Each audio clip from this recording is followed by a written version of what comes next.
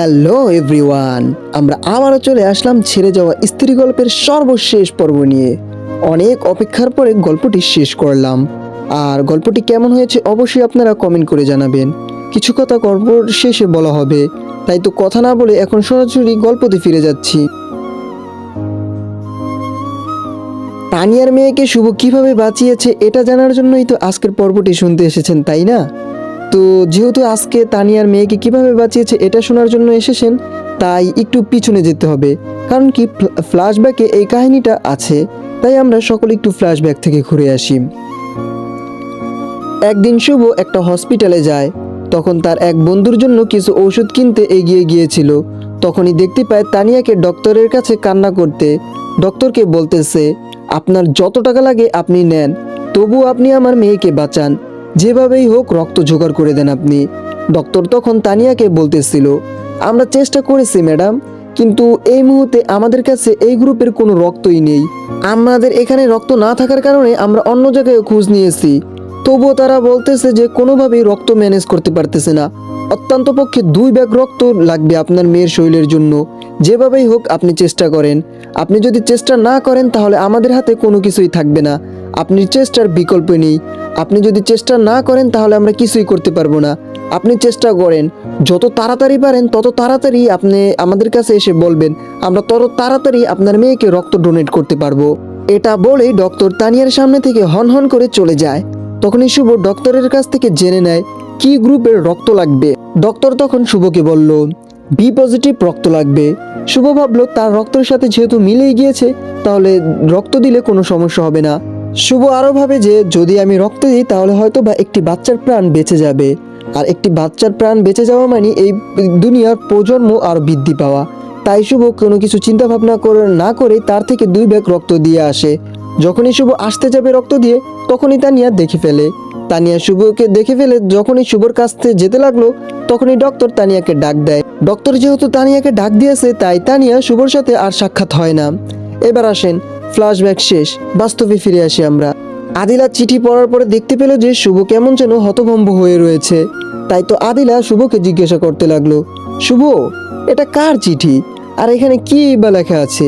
তুমি এরকম হতভম্ব হয়ে রয়েছে কেন? শুভ তখন কোনো কথা বলল না। চিঠিটি সোজাসুজি আদিলার হাতেই দিয়ে দেয়। আদিলা চিঠিটি পড়ার পরে শুভকে বলতে লাগলো, শুভ, তুমি তাকে মাফ করে দাও।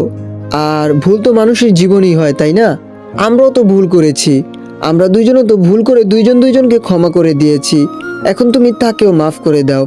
তখন শুভ বলল, আচ্ছা ঠিক আছে, যখন তুমি বলেছো তাকে মাফ করে দিতে, তাহলে আমি তাকে মাফ করে দিলাম।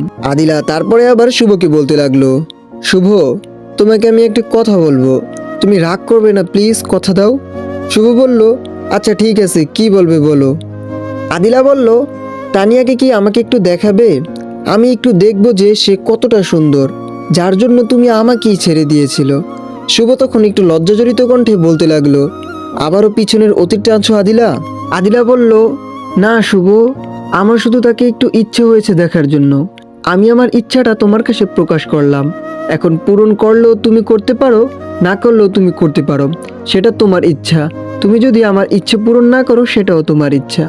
শুভ বলল, আচ্ছা, যদি কোনোদিন তার সাথে আমার দেখা হয় তাহলে আমি তোমাকে তার সাথে সাক্ষাৎ করিয়ে দিব।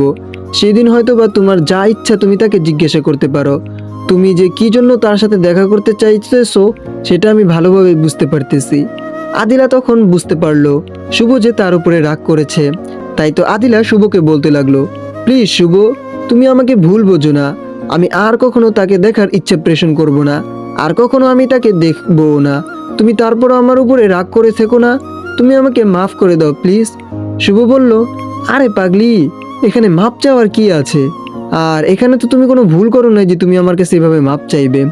আদিলা বলল, আমি জানি তুমি আমার উপরে রাগ করেছো। তুমি ভাবছো আমি তোমাকে সন্দেহ করেছি। আমি তোমার ভালোবাসার কসম কেটে বলতেছি, আমি তোমাকে কোনো পরিমাণে সন্দেহ করি নাই। আমি শুধু তাকে দেখার জন্য একটু ঈর্ষা পোষণ করেছি, তাই তো তোমাকে বলেছি। শুভ বলল, আরে দূর পাগলি, আমি জানি তুমি কখনো আমাকে সন্দেহ করতে পারো না। এখন দেখো গাড়ি আমাদের জন্য অপেক্ষা করতেছে, চলো আমরা সবাই গাড়িতে গিয়ে বসি। তারপরে তারা একে একে সবাই গাড়ির কাছে চলে যায়। তানজিলা সারা তানজিলাকে নেওয়ার জন্য তার হবু স্বামী এখানে আসবে। তারপর গাড়ি চলতে থাকে তাদের আপন গতিতে। একটা সময় পরে গাড়ি এসে তাদের গন্তব্যে দাঁড়ায়। গাড়ি থেকে একে একে সবাই নেমে পড়ে, কিন্তু তখনই পিছন থেকে কেউ একজন আদিলার ঘাড়ে হাত রাখে। আদিলার ঘাড়ে হাত রাখার সাথে সাথে আদিলা পিছনে তাকিয়ে তো পুরোপুরিভাবে চমকে যায়। আদিলা পিছনে তাকিয়ে দেখতে পায় যে মায়াকে দেখেই আদিলা চিৎকার করে বলতে লাগলো, মায়া তুই! এই বলেই আদিলা মায়াকে জড়িয়ে ধরলো। মায়া তখন আদিলাকে ছাড়িয়ে বলতে লাগলো, তুই আমার বেস্ট ফ্রেন্ড হয়েও তুই আমাকে এইভাবে যে ভুলে যাবি, এটা আমি কখনোই ভাবতে পারি না রে আদিলা। তুই আমার জন্য তোর ভালোবাসার মানুষটাকে আপন করে পেয়েছিস, আর তুই আমাকেই ভুলে গেলি। একটিবারও কি তুই ফোন করতে পারতি না? একটিবারও কি তুই ফোন করতে কথা বলতি? তাও আমি আমার মনটাকে সান্ত্বনা দিতে পারতাম যে আমার বেস্ট ফ্রেন্ডটা আমাকে ভুলে যায়নি, আমার কথা মনে রেখেছে। কিন্তু না, তুই তো একটিবারও আমাকে ফোন করলি না। এতটা স্বার্থপর হয়ে গেলি কিভাবে রে আদিলা তুই? আদিলা তখন একটু অনুশোচনার রূপ নিয়ে বলতে লাগলো, সরি রে দোস্ত, তুই আমাকে ক্ষমা করে দে, আমার ভুল হয়ে গিয়েছে। আমারও অন্ততপক্ষে তোর সাথে একটিবারের জন্য যোগাযোগ করার দরকার ছিল। মায়া তখন আদিলাকে বলতে লাগলো, তুই ভালো করেই জানিস আদিলা, আমার কাছে কেউ যদি কোনো অপরাধ করে তার শাস্তি না দিয়ে আমি তাকে কখনোই ক্ষমা করি না। আদিলা বলল, আচ্ছা ঠিক আছে, এখন কি শাস্তি দিবি দে, তারপরে তুই আমাকে ক্ষমা করে দে। মায়া বলল, শাস্তিটা হলো যে তোর ছেলেকে আমার মেয়ের জন্য দিয়ে দিতে হবে। মানে কি, তোর ছেলেকে আমার মেয়ের জন্য ভবিষ্যৎ জামাই বানাবো, এটাই বলতেছিলাম। আদিলা বলল, কি বলছিস তুই এইগুলো? অপরাধ আমি করেছি, তুই আমাকে শাস্তি দিবি? তুই আমার ছেলেকে কেন শাস্তি দিতে যাচ্ছিস? আর আমার ছেলেরও তো একটা পছন্দ অপছন্দ থাকতে পারে, তাই না? আমার ছেলে যদি বড় হয়ে তোর মেয়েকে পছন্দ না করে তাহলে কি করব? মায়া বলল, আমার মেয়েকে পছন্দ করবে না এই পৃথিবীতে এমন কোনো ছেলে জন্মই নেয়নি। তোর ছেলে বড় হয়ে আমার মেয়েকে পছন্দ করবে, আর যদি পছন্দ নাই করে তাহলে তার জোর করে কিছু করা যাবে না, তাই না? আর যদি পছন্দ করে তাহলে কিন্তু আমার মেয়ের জন্য তোর ছেলেকে দিতেই হবে। নাকি গরিব বলে অবহেলা করবি রে আদিলা? আদিলা তখন একটু রাগি রূপ নিয়ে বলতে লাগলো, দূরও, কি বলতেছিস তুই? আবারও শুরু করলে দিলি তুই এইসব? আচ্ছা বাদ দে এইসব, যদি আদনান রাজি থাকে তাহলে দিব, কিন্তু তার আগে তো তোর পিচ্চির রাজনানী মেয়েটিকে দেখতে হয়, তাই না? তোর মেয়েটিকে আমাকে একটু দেখা। তারপরে মায়া তার মেয়েকে নাম ধরে ডাকতে লাগলো, কিন্তু নিখোঁজ, তার মেয়ে নীলা আসতেছে না। তখন মায়ে প্রেশান হয়ে যায়। তখনই আদিলার বাবা তাদের সামনে আসে। আদিলার বাবা তাদেরকে বলতে লাগলো, তোমরা এখানে তোমাদের ছেলে মেয়েদের বিয়ে নিয়ে গল্প করতেছো, তাই না? আর অন্যদিকে নীলাকে নিয়ে আদনান পালিয়েছে। আদিলা বলল, কই গেছে তারা? আদিলার বাবা বলল, তোমরা আমাদের বেলকনিতে দেখতে পারো। আদিলা সেদিকে তাকিয়ে দেখতে পায় যে দুইজনকে কেক খাইয়ে দিয়েছে। মায়া তখন আদিলাকে বলতে লাগলো, দেখছিস তোর ছেলে এখনই কত পরিমাণে চেষ্টা হয়ে গেছে, আমার মেয়ের প্রেমেও পড়ে গিয়েছে, আর বড় হলে কি হবে সেটা তো আল্লাহই ভালো জানে। এখন বল, তুই তোর ছেলেকে আমার মেয়ের জামাই বানানোর জন্য দিবি নাকি? আদিলা বলল, আদনান যদি রাজি হয় তাহলে তোর মেয়ের জামাই বানানোর জন্য আমি আমার ছেলেকে দিব। এখন তুই আমাকে মাফ করে দে। এখানে আপনাদের একটা প্রশ্ন আসতে পারে, আদনান ব্যালকনিতে গেল কিভাবে? তাহলে আমি বলি, আদিলা কিন্তু সর্বশেষে গাড়ি থেকে নেমেছে, আর গাড়ি তাদের জন্য এয়ারপোর্টে দুইটা গিয়েছিল। একটাতে আদিলা এবং কি শুভ ছিল, অন্যটাতে আদিলার বাবা মা এবং কি আদনান ছিল। আদনানের গাড়িটি আরও আগেই চলে এসেছে, তাই তো আদনান আগেই চলে এসেছে। এখন হয়তো বা বলতে পারবো আপনাদের বোঝায় কোনো সমস্যা হয়নি, আপনারা বিষয়টি বুঝতে পেরেছেন। এখন যাই হোক, কথা না বলে সোজাসুজি গল্পতে আবার নতুন করে ফিরে আসি। মায়া বলল, আচ্ছা দিলাম তোকে মাফ করে। আর শুভর এই অবস্থা কেন? কি হয়েছে শুভ? আদিলা তারপরে দীর্ঘ একটি নিঃশ্বাস ফেলে আর বলতে লাগলো, পরে বলবো নি এক সময়, এখন চল ভিতরে যাই আমরা। তারপর মায়া বলল, আচ্ছা ঠিক আছে, চল তাহলে বাড়ির ভিতরে এখন। তারপর তারা সকলেই বাড়ির ভিতরে চলে যায়। এরপরে ফ্রেশ হয়ে তারা প্রত্যেকেই গল্প করতে থাকে। তখনই আদনান এসে আদিলাকে বলতে লাগলো, আম্মু, নীলা আর আমি আজকে থেকে একসাথে থাকবো, তুমি আর আব্বু হসপিটালে যেভাবে থেকেছিলে সেইভাবে। আদিলা তখন মুচকি হাসে আর বলতে লাগলো, আচ্ছা ঠিক আছে, এখন যাও, তোমার নানু তোমাকে খাইয়ে দিবে, তুমি আগে কিছু খেয়ে নাও। মায়া তখন আদিলাকে বলতে লাগলো, দেখ দেখ, তোর ছেলেও কিন্তু রাজি, তাহলে কিন্তু এখন কোনো বাধাই নেই। আর আমি ভাবতেছি যে ওরা প্রাপ্তবয়স্ক হলেই ওদেরকে বিয়ে দিয়ে দিব, যাতে করে ওদের চরিত্র এবং সব কিছু ঠিকঠাক থাকে, আর ওরা যেন হারাম সম্পর্কে জড়াতে না পারে। আদিলা বলল, আচ্ছা ঠিক আছে। এটা এভাবেই চলে গেল সেই দিনটা।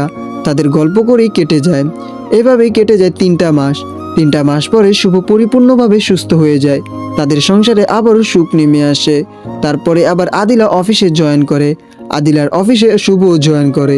হঠাৎ একদিন শুভ কাজ করতেছিল, তখনই শুভর রুমে আদিলা এসে বলতে লাগলো, শুভ, চলো না আজকে আমরা একটু মার্কেট থেকে ঘুরে আসি। কতদিন ধরে তো আমরা মার্কেটে যাই না, তাই না? শুভ তখন একটু দুষ্টমির ছলে বলতে লাগলো, আমার জানটা বলেছে মার্কেটে যাওয়ার কথা, আমি কি না করতে পারি নাকি? তার উপরে সে হয়েছে আমার অফিসের বস, তাহলে তো কোনোভাবেই না করার কোনো কাহিনীই নেই। সে যদি এখন আমাকে হুকুম করে অফিসের বস হিসাবে, তাহলে তো আমার যেতেই হবে, তাই না? সে তখন আদিলা বলল, তাহলে চলো, এখনই চলো। তারপর তারা আদনানকে স্কুল থেকে নিয়ে মার্কেটে চলে যায়। তারপর তারা পছন্দের জিনিসপত্র কেনাকাটা করতে থাকে। তখনই একটা মেয়ে এসে শুভকে বলতে লাগলো, ভাইয়া, তোমাদেরকে ওখানে 2জন কফি শপে বসে আছে, তারা 2জন তোমাদেরকে ডাকতেছে। আদিলা তখন অবাক চোখে জিজ্ঞাসা করলো মেয়েটিকে, কে এসে?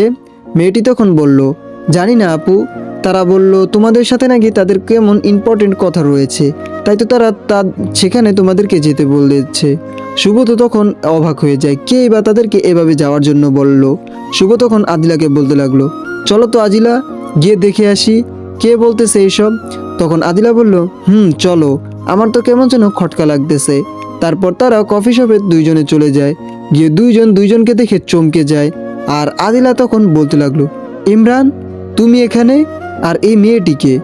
ইমরান কথা বলার আগেই তানিয়া বলে উঠল, আদিলা, তুমি আমাকে ক্ষমা করে দিও প্লিজ, আমি অনেক কষ্ট দিয়েছি তোমাকে।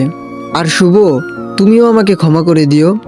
এই বলেই তানিয়া শুভর পা ধরতে যাবে, তখনই শুভ তানিয়াকে আটকে দেয়। আর তানিয়াকে বলতে লাগলো, এই তানিয়া, তুমি এইসব কি করতেছো? যা হবার হয়ে গিয়েছে, এখন আমি ওইসব কোনো কিছুই মনে রেখিনি। আর তোমার উপরে আমি কোনোভাবে রেগেও নেই।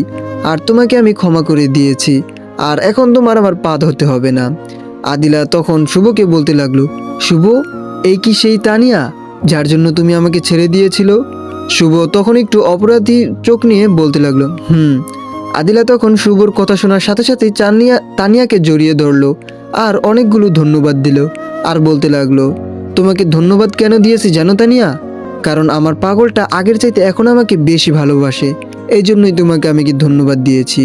তোমার উপরে আমাদের কোনো পরিমাণে রাগ জমে নেই, তবে হ্যাঁ, তোমার উপরে আমার অনেক পরিমাণে রাগ ছিল। আমার পাগলটাকে পাওয়ার পর থেকে সেই রাগগুলো একেবারেই পানি হয়ে গিয়েছে। এখন তোমার প্রতি আমার কোনো অভিযোগ বা রাগ কোনোটাই নেই। তবে একটা কথা বলি তানিয়া, আর জীবনেও কারো জীবন নিয়ে এইভাবে সিনেমিনে খেলো না, তাহলে হয়তো বা সে মারাই যাবে। তানিয়া তখন অপরাধী গলায় বলতে লাগলো, আর জীবনেও কখনো আমি এরকম খারাপ পথে যাব না। আর তোমরা 2জন আমাকে ক্ষমা করে দিও। আদিলা তখন বলতে লাগলো, আচ্ছা, তোমাদেরকে আমরা মন থেকে ক্ষমা করে দিলাম, এখন একটু হাসো। এভাবেই তাদের প্রত্যেকের রাগ অভিমান সবকিছু ভেঙে তারা কিছুক্ষণ গল্প করে সেখানে। এরপরে তারা যে যার মতো বাসায় চলে আসে। রাতে আদিলা শুভর বুকের উপরে মাথা রেখে শুভকে বলতে লাগলো, এই শুভ। শুভ বলল, বলো। আবার এরকম শুভকে ডাকতে লাগলো, এই শুভ। শুভ বলল, বলো। এইভাবে কিছুক্ষণ বলার পরে শুভ বিরক্ত হয়ে বলতে লাগলো, আরে আদিলা, কি হয়েছে? তুমি বারবার আমাকে ডাকতেছো আর কিছু বলতেছো না। আদিলা তখন একটু লজ্জাজড়িত গলায় বলতে লাগলো, আমি তোমার কাছে একটা জিনিস চাইবো, তুমি দিবে তো? শুভ বলল, বলো, কি চাইবে তুমি আমার কাছে? তুমি আমার কাছে যা চাইবে আমি তাহাই দিতে বাধ্য থাকিব তোমার কাছে। আদিলা তখন বলল, আমার না আদনানের মতো আরেকটি দুষ্ট সন্তান চাই। এটা বলেই আদিলা শুভর বুকে মুখ লুকালো। শুভ তখন বলল, তুমি তো একটাই সামাল দিতে পারো না, তাহলে আরেকটা সামাল দিবে কিভাবে? আদিলা বলল, এখন আমি সামাল দিতে পারবো, এখন আমি সব কিছুই শিখে গিয়েছি। তখন শুভ বলল, আচ্ছা ঠিক আছে, তাহলে তোমার বাম হাত দিয়ে বাতিটা বন্ধ করে দাও। আর যদি বাতিটা বন্ধ না করো, তাহলে তো পাঠক শ্রোতারা সবাই সব কিছু দেখে ফেলবে, তাহলে তো আমার মান সম্মান সব কিছু প্লাস্টিক হয়ে যাবে।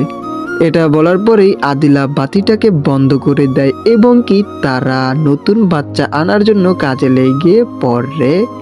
আর গল্পটি এখানেই শেষ করে তারা। হ্যালো এভরিওয়ান, আপনারা যদি আমাদের এই গল্পটির আগের পর্বগুলো না শুনে থাকেন, তাহলে আমাদের সিজন স্টোরিজ ইউটিউব চ্যানেলটিকে সাবস্ক্রাইব করে বেল বাটনটি বাজিয়ে দেন, যাতে করে প্রতিদিন সন্ধ্যা 6টার সময় গল্প আপলোড দেওয়ার সাথে সাথেই আপনি পেতে পারেন আর আমাদের ফেসবুক পেজ সিজন স্টোরিজটাকে ফলো করে রাখবেন আর সবসময় আমাদের পাশে থাকবেন। আপনাদের একটি লাইক, একটি কমেন্ট, একটি সাবস্ক্রাইব আমাদেরকে গল্প বানানোর জন্য আর উৎসাহিত করে। আর আপনারা কীরকম গল্প চান সেই গল্পর মতো করে আমাদেরকে বলবেন, আমরা সেই গল্প আনতেই বাধ্য থাকিব। আপনারা যেরকম গল্প চাইবেন আমরা ওরকমই গল্প দিতে চাইব। ধন্যবাদ আমাদের সাথে থেকে এই গল্পটি সম্পূর্ণভাবে শোনার জন্য। আর কে কে এই গল্পটি পরিপূর্ণ শুনেছেন একেবারে প্রথম পর্ব থেকে শেষ পর্ব পর্যন্ত, আপনারা কমপক্ষে একটি করে লাইক এবং একটি করে কমেন্ট করে যাবেন। যে এরকম কমেন্ট করবেন যে আমি শুরু থেকে গল্পটি শুনেছি। প্লিজ একটু এই কাজটা করে দিবেন।